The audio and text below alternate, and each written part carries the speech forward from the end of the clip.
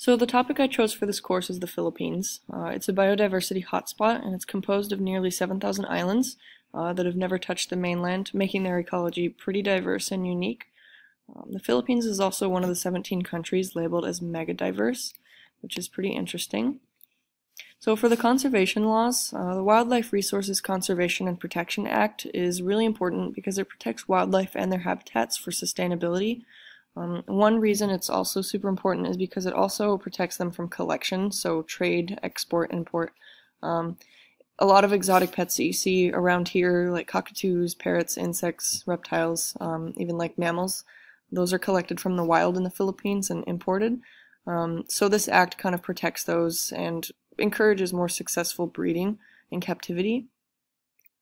And then the Animal Welfare Act of 1998, this just supervises the keeping and breeding of animals in the Philippines, so like zoos.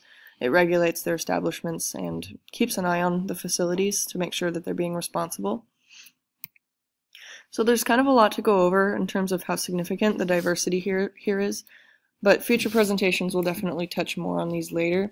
For now, I just kind of wanted to throw some numbers out so that you'll understand why the Philippines is considered a megadiverse area.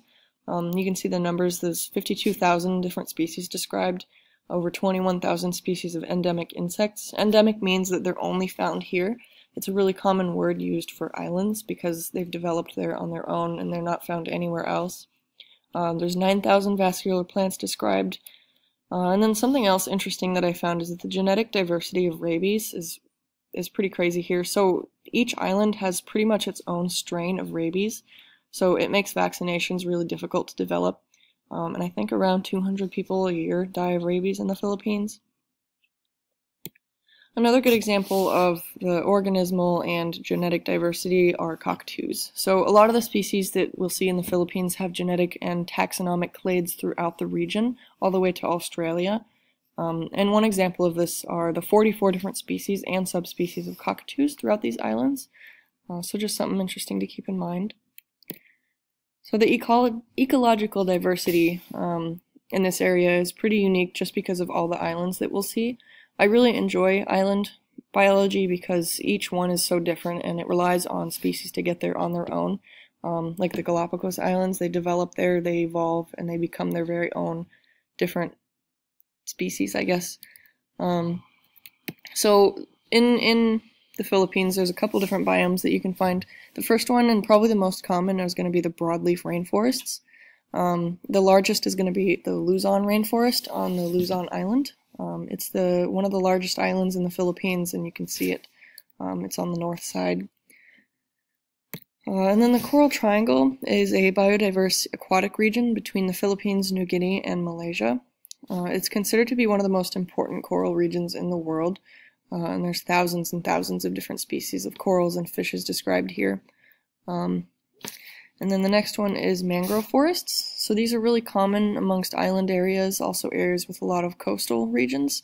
They kind of provide the transition space between sea and land, and they're brackish, so the water there is not quite as extreme. And then there's also, because of the trees and the way their roots are shaped, they actually provide nursery areas for a lot of aquatic things like fish and crabs, even birds. And then lastly, montane regions, they're some of my favorites. So they're basically rainforests that have a higher altitude. Because of this, it may not seem like a lot, but it can actually change the organisms that live there quite a lot. And so they develop much in a similar way that islands themselves do, just because there's different areas of elevation, and things that live up there can't necessarily transfer to another mountain, so it makes it really interesting in terms of the biodiversity that you can find on each summit. So 120 million people are known to use the resources from the Coral Triangle, and even more use resources on land. Due to the competition for space and resources, plants and animals become more diverse by developing into more specialized species. This creates a whole lot of ecosystem services that people can use. Some of these include logging, fishing, hunting, gathering, export, tourism. Filipino people tend to use their resources really wisely. A lot of them eat like insects and fish and fruits, and they're really, really good at taking advantage of where they live. And that is the end of my slideshow.